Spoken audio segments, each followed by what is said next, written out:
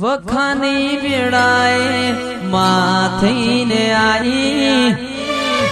ચિત્રોડિયાના બારડના લેખમાં લખાણી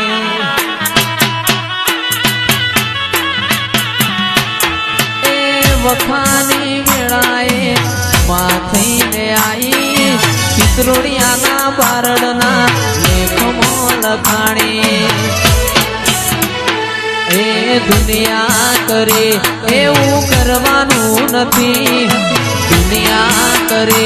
એવું કરવાનું નથી, એ અંબે તારા મારા જુવારું લેવાનું નથી.